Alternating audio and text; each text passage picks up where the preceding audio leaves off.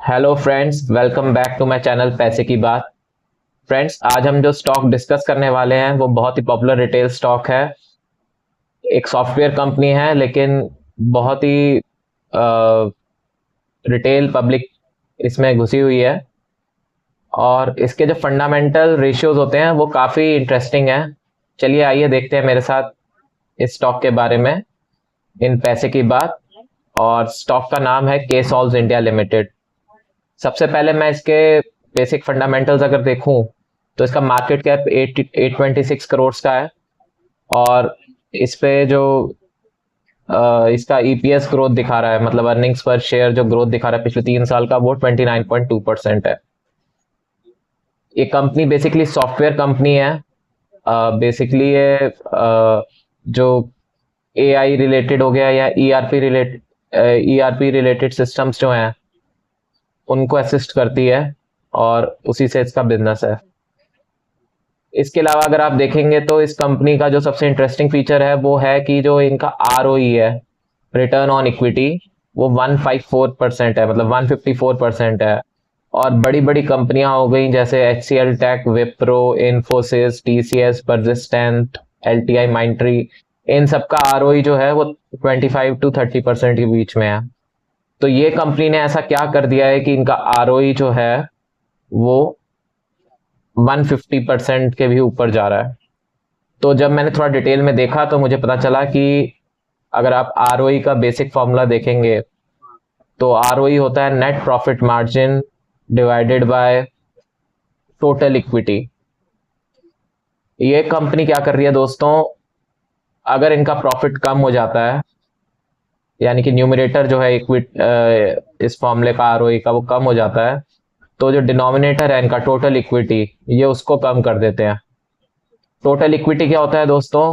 Total equity होगा number of shares plus जो भी प्रॉफिट कंपनी होता है उसको अपने पास रख लेती है। मान लीजिए किसी साल में उसको 20 करोड़ का प्रॉफिट हुआ, तो 20 करोड़ उसने अगर अपने पास रख लिया तो वो इक्विटी में ऐड होके टोटल इक्विटी में आ जाएगा।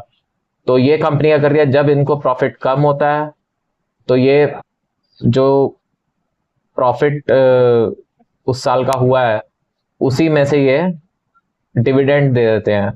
तो जो टोटल इक्विटी है, जो इक्विटी प्लस एक्यूरल्स जिसे कहते हैं, जो प्रॉफिट आप पीछे से एक्यूमुलेट करते जा रहे हैं, वो जो प्रॉफिट एक्यूमुलेशन है ये कम कर लेते हैं। तो उससे क्या होता है, इनका आरओई जो है, इनका न्यूमरेटर कम हुआ लेकिन ये डिनोमिनेटर को ज्यादा कम कर लेते हैं।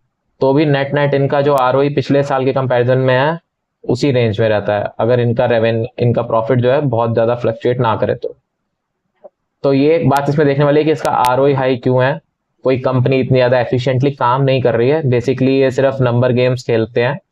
डिनोमिनेट अगर न्यूमरेटर कम हो जाए तो डिनोमिनेटर को ज्यादा कम कर दो ताकि जो रिजल्ट है वो वहीं का वहीं टिका रहे। इसके अलावा अगर हम देखें तो मार्केट कैप टू सेल्स इसका 6 है, जो बाकी कंपनीज जो आईटी की हैं उनसे काफी ज्यादा है, यानी कंपनी महंगी हो रखी है। और अगर आप देखेंगे तो इसका ऑपरेटिंग प्रॉफिट मार्जिन 35% का रहता है, तो ये ठीक है। और इसमें आप देखेंगे तो प्रमोटर ने अपनी शेयर होल्डिंग घटाई है। पहले 62 थी 3 साल पहले, अब 58 पे आ गया है। और रिटेल ने अपनी शेयर होल्डिंग बढ़ा ली है, पहले 37 थी अब 42 पे आ गया है। तो ये भी एक थोड़ा सा रेड फ्लैग है कि प्रमोटर क्यों बेचे जा रहा है अपना माल जब उसकी कंपनी अगर इतनी अच्छी है तो। और दूसरी एक इसमें खास बात ये भी है कि कोई एफआई कोई डीआईआई इसमें है नहीं। तो ऐसा हो नहीं सकता कि कंपनी इतना अच्छा परफॉर्म कर रही है और कोई भी डीआई और एफआई इसमें लेने में इंटरेस्टेड नहीं है, खासकर इंडियन मार्केट में। जबकि ये स्टॉक अगर आप देखेंगे तो 24 के पी पे है अभी। तो कम स्टॉक, अगर आप आरओई के हिसाब से देखेंगे तो स्टॉक प्राइस तो बहुत ही सस्ता है अगर इतने हाई आरओ पे है। लेकिन कोई भी एफआई डीआई अगर नहीं ले रखा है इसको तो डेफिनेटली कोई रेड फ्लैग है कंपनी में, या फिर कुछ जो इनके अकाउंटिंग मेथड्स हैं उसमें कुछ मैनिपुलेशन है। इसके अलावा अगर आप इस कंपनी में और भी कुछ देखना चाहें तो इसकी थोड़ी सी हिस्ट्री आप देख लीजिए। पहले एसएमई एक्सचेंज पे लिस्ट हुई थी ये 2020 में, कोविड टाइम पे। उसके बाद ये 2022 में आके एनएसई पे लिस्ट हुई है। और उससे लिस्ट होने से पहले इसने बोनस शेयर इशू किए थे और अभी लास्ट ईयर इन्होंने स्प्लिट भी इसको किया। तो अगर कोई कंपनी अपने शेयर में बोनस इशू कर रही है या स्प्लिट कर रही है, तो वो ज़्यादा से ज़्यादा लोगों का पार्टिसिपेशन चाहती है। जो उसके प्रमोटर्स हैं वो चाहते हैं कि कंपनी में पार्टिसिपेशन हो, लोग हमारा शेयर लें। और मतलब अगर आप एक तरीके से बोनस और स्प्लिट करोगे, तो आप अपने शेयर का जो एक्चुअल प्राइस है वो घटा दोगे, नंबर ऑफ शेयर होल्डर्स उतने ही रहेंगे। तो आप जब ज़्यादा शेयर होल्डर्स लाओगे, और अगर प्रमोटर अपना शेयर होल्डिंग कम कर रहा है जो मैंने बताया, तो बेसिकली प्रमोटर बेचे जा रहा है और लोगों में ही बांटे जा रहा है। तो ये भी देखने वाली बात है कि इससे हमें क्या सिग्नल मिलता है। इसके अलावा अगर आप देखेंगे तो इस कंपनी के बारे में और अगर डिटेल में देखें, तो अगर हम देखें इसमें कि इनका जो एबिटा है वो इस साल घटा है, तो इनका रीज़न ये है कि मार्केटिंग और एम्प्लॉय कॉस्ट में ज़्यादा खर्चा हुआ है जो वन टाइम है, तो ये ठीक है। तो ये सब बातें अब आपको देखने वाली हैं इसमें कि कैसे स्टॉक को देखना है। जो आरओई का फिगर इतना हाई आ रहा है, मैंने आपको बताया कि कैसे आ रहा है। और बाकी भी जो फैक्टर्स हैं वो भी आपको देखने की, प्रमोटर बेच रहा है, रिटेल खरीद रहा है, तो ये भी एक रेड फ्लैग है।